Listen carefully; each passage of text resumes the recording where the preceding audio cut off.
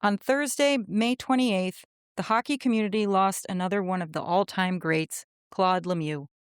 Known for his fierce style of play, the 21-season, six-team veteran won 4 Stanley Cups and a Conn Smythe as the playoff MVP in 1995. He was one of only 11 players to win a cup with at least 3 different teams, scoring 80 postseason goals, putting him at 9th all-time. He was a pivotal member of the Colorado Avalanche team that birthed a great rivalry with the Detroit Red Wings on March 26, 1997, most famously known as Fight Night at the Joe. What makes his passing that much more shocking is the fact that he was torchbearer for the Habs' home playoff game just days before. We honor his memory and legacy as a player, and in particular as a member of the Montreal Canadiens, who were responsible for causing a great deal of angst and heartbreak for the Boston Bruins during an era where it seemed impossible to beat them.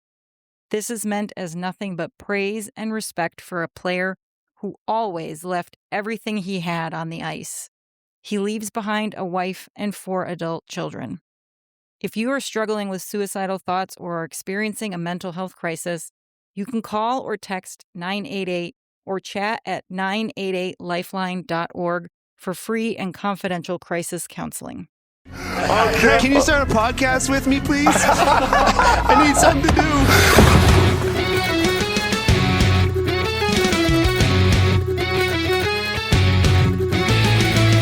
Pastrnak sent it out in front of Malkin to save. They score! Elias Lindholm looks to the heavens. Here's a chance. Potter right in on goal. He scores. Oh my! What a move by the rookie. 2-on-1. Pastrnak moving in with Marchand. Get it to it. Score! The zone. Coyle dances in. Backhand score! Lindholm right wing corner. Pastrnak is there. He scores! David Pastrnak wins it for Boston.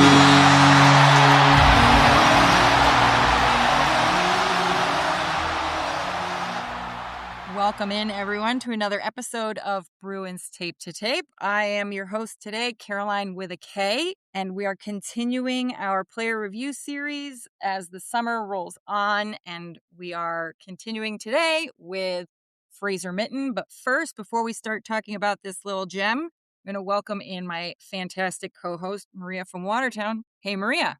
Hey, Caroline, how are you? I'm well. I had a lot of fun looking into these players that we were talking about all season because sometimes you forget about the individual contributions and achievements. And I have to say, the kids on this team, I'm actually pretty excited about. For as much as we talk about the direction that this team is going in, I was very pleasantly surprised at the things that Fraser Minten, but also his regular line mate, Marat Khusnutdinov, achieved together, and then the handful of other guys who often slotted in with them. But let's talk about the baby of the team, at least from this past season. He's going to get displaced as the baby of the team in the fall when James Hagens most likely makes the full-time team. But 21-year-old Fraser Minten.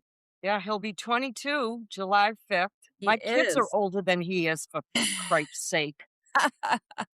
Well, why don't you give us the rundown on who he is, where he came from, because last year we didn't actually do a conversation about him. I forgot, honestly, that he even had as many games as he did with the big team last season because, let's face it, after that trade deadline, I was barely present when I watched those games.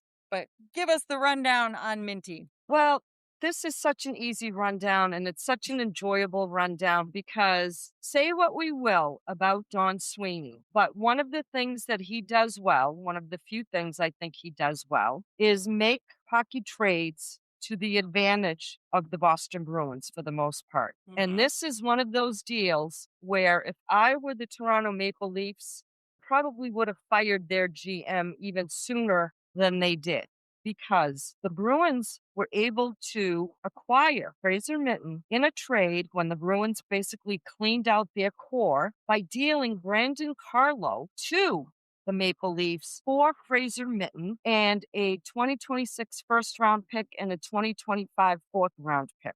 A young, talented player like Fraser Minten for Brandon Carlo, I'll do that trade every day, all day. I still don't understand why the Maple Don't Leafs. ask.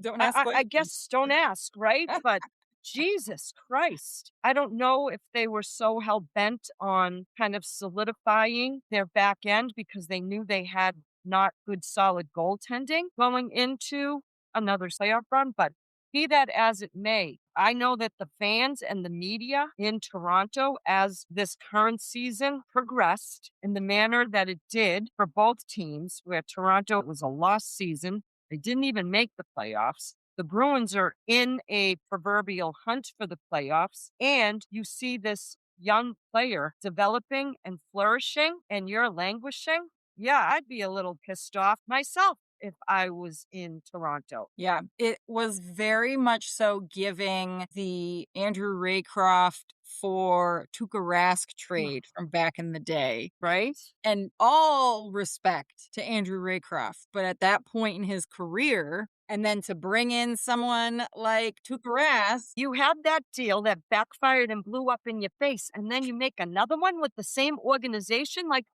how dumb a franchise are the Maple Leafs? they're the dumbest. I can't believe they did that. He's ours now. He I is. think he's here to stay, or I would like to think that he's here to stay. We all heard Don Sweeney and Cam Neely in their post-game pressers. I think that they have high hopes for Fraser Minten to develop into a viable center in the league, and especially for the Bruins to fill a serious need that they have. And I'm not saying he's going to be a number one center, folks. Don't put words in my mouth.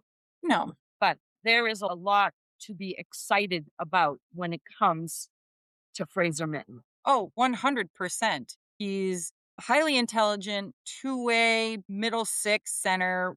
He's got great matchup utility, a lot of coaching trust. Part of why they brought Marco here, correct me if I'm wrong, isn't that to help kind of, and I don't want to say develop, but he knows where to put these young players in the best possible place to succeed when they're up with the big club. Yeah, he's very reliable, very mature decision making. I mean, because we've seen some really bad decision making from some of our young players.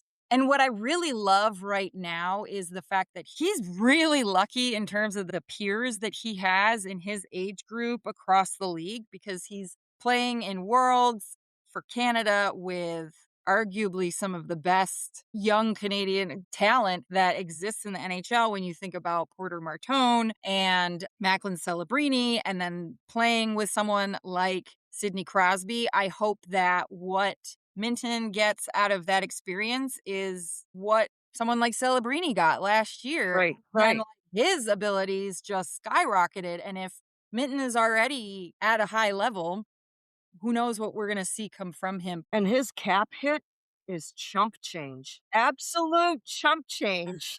Tell us about his contract. His current year cap hit is only $762,344. That's chump change. Yeah, he's making no money. And he is going into the last year of his contract that was signed way back in the day by Kyle Dubas. So at this point, 3 Leaf GMs ago, I'm trying to... Yeah. I don't even know. It's like a revolving door. I know. We think we have issues with our 2 guys over on Causeway Street. They look like Rhodes Scholars compared to Toronto at times. I could do an emergency TED Talk on why everything is wrong in Toronto, but we're a Bruins podcast, not exclusively a Leafs hate podcast. But you're absolutely right. His AAV over the length of the entire contract was $837,500, as in $837,500. They're basically stealing from this young man. But now the Bruins did retain a little bit of Carlo's salary in the deal, like $615,000. But again, in the scheme of the NHL roster, that is chump change. Yeah, very minimal. And things salary. have not worked out well for Brandon Carlo in Toronto either. So no, but like I said, come July 1st, he's going to be eligible for an extension. He's still, like I said, a baby, so he's going to be restricted for a while. But I think it's going to be safe to say that he will be getting some kind of promotion, to say the least, because his ability to perform, especially with line mate Marat Khusnutdinov, I mean, that was a pretty fantastic pairing. Last year we did a player profile on Marat Khusnutdinov. He came to Boston also via a trade. He played a little bit, not a ton, but this year, seeing him and Minten kind of mesh, that goes even further because it's helping with both of their development because they've got that connection. They have that trust. They can play together really well. And going to one of our new favorite stats to look at how much does this player actually contribute to the team, Fraser Minten's goals above replacement, 7. Wins above replacement, 1.1. Standings points, 2.2. So effectively, really still making a difference in this team's ability to score the goals and win the games, especially in a division as tight and highly competitive and skilled as the Atlantic Division. And coupled with Marat Khusnutdinov, who has 9.6 goals above replacement and 3 points for the standings. Put them together and they are going to be a very exciting future middle line. And when we see the day that the majority of the current second line retires, departs, if that pairing at least ends up on that second line, I think as a Boston Bruins fan, I'm not mad. I'm not mad either. I enjoyed watching them. It's refreshing to have some young talent in the pipeline that you're excited about watching and seeing what they can do. Again, I will point out that this young talent made its way to the Bruins as a result of hockey trades and not the Bruins staff identifying young talent via a draft. However, we'll take it where we can get it. Yeah. What I love about him also is the fact that not just did the coaching staff have that trust in him, but he also had the trust of his teammates. He wasn't a purely sheltered player offensively. He handled legitimate NHL minutes as a very young center, and that matters a lot. Because then again, as the coaches give him more trust and responsibility, it will continue his development to become a very, very threatening two-way center, which is something that we talk all the time, have for years about how Boston does not have a number one center. I'm not saying that he is that number one center, but you need to have good two-way centers, two-way, 200-foot centers. Right. And even Neely alluded to that in remarks that he made at the end of the season in their post-game pressers. And I think he also stated, I'm not saying he's a number one center, but they clearly have a need there.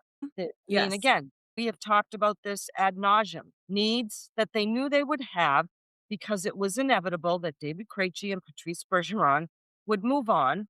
And they're trying to find ways now, to some degree, they were scrambling a little bit to bridge that gap because they never addressed them through good drafting. Yeah.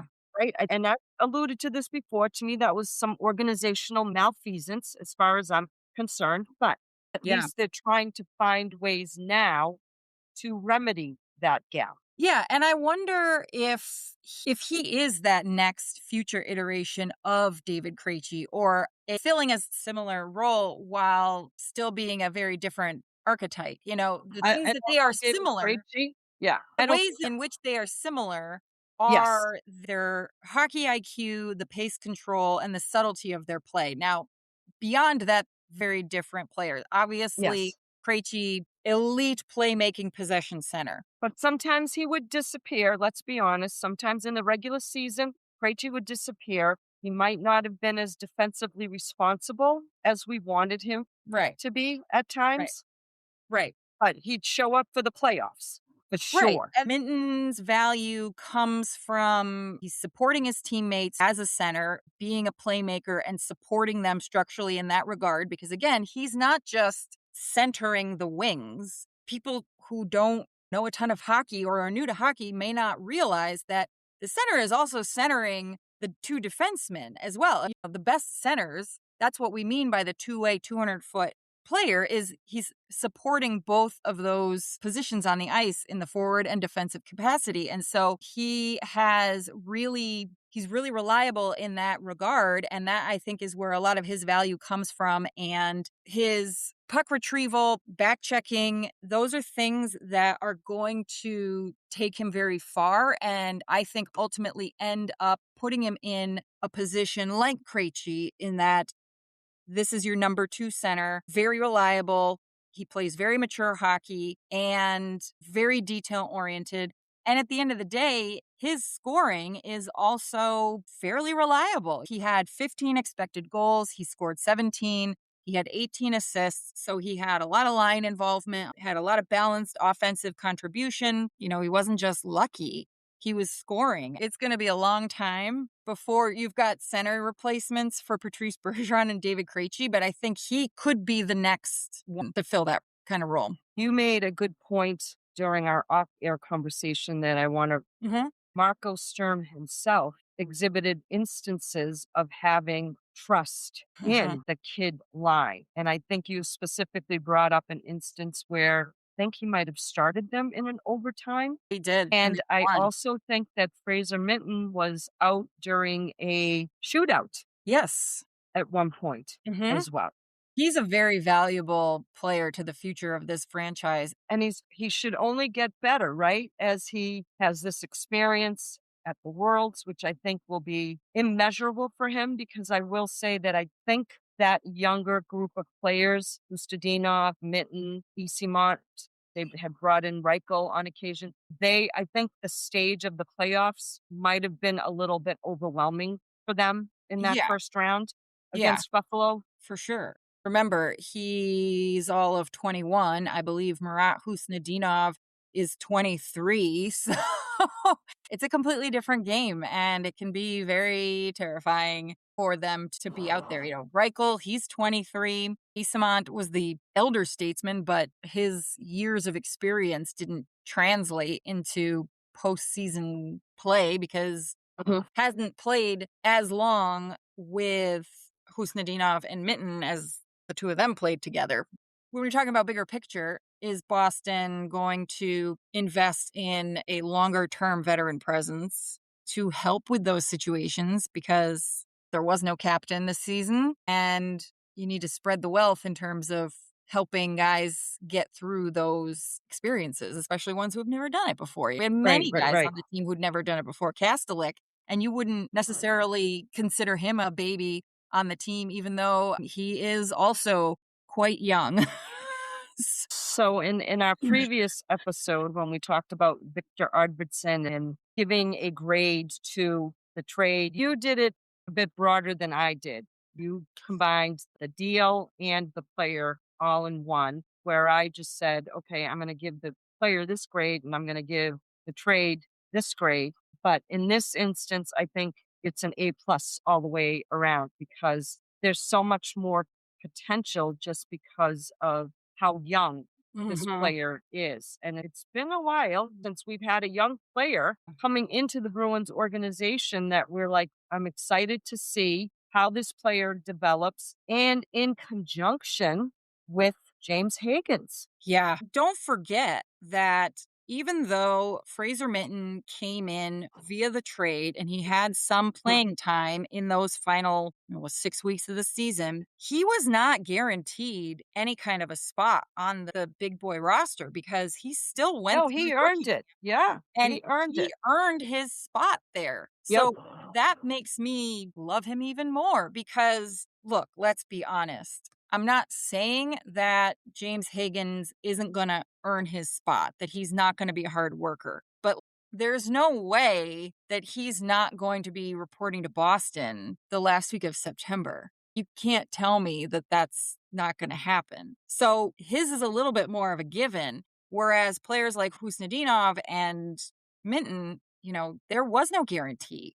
And they really made sure to stand out. They made it hard for the coaching staff to take them out of the lineup, which is what a young player should strive to do. Don't make it easy for them to take a look at you and say, it's not cutting it. I got to send him back down. I got to send him down to Providence. Yeah. And he actually played I just was going to bring that up. He played in every single game this season. Yeah. Didn't even give Marco and the coaching staff any reason to have to consider making him a healthy scratch, unlike other players on the roster. Yes. Yeah. Yes. So love that. I can't wait to see what kind of role and position he takes on as he gets older over the next 5 years. It's going to be really exciting to see. And I don't think we've had a group of young players on this Boston Bruins team that is this exciting in quite a while. And I hate to even put this out in the stratosphere, but not only do you have a player that has a lot of upside, you also have a valuable asset now. Because if he continues to progress in a manner and a trend that we expect him to keep going upward, you could potentially get a haul for him at some point in time if that's a road that you want to go down. For sure. It's always a reality. It's still a business, right? Everyone is always on the table. Everyone has a price. Well, everyone on this roster, yes, for the most part, other than a small group of people. But Right. I mean, you'd be an idiot to put David Pastrnak on the table, but he has a price. yeah, yep. Any final thoughts on Fraser Minten? I enjoyed watching the kid. I don't know the last time I said, boy, we have a young player that has a lot of potential. Were there a hiccup or two along the way? Yeah, but you expect that with the 21-year-old kid. This is a player, I think the plan is to keep him in a Bruins uniform for a good, decent amount of time. Yeah, I think he's certainly one of a couple of players that I can imagine the next core. Right now, we've got that quote unquote new core of Pasta and Chucky and Swayman. They were the ones who are kind of transitioning in, and eventually they're going to be the ones transitioning out. And I think I wouldn't be surprised if Minten is part of that future core that whoever's in the front office is going to be building around. Right. Whoever is in the front office. Yeah. TBD. Make sure you like and subscribe for more content, and be sure to leave a rating and review to help other Bruins fans find us. You can support the podcast by joining our Patreon or following us on our socials at Tape to Tape MK and on Substack at tapetotapemk.substack.com. Final thoughts? Just our usual sign off. Go Bruins. Go Bees!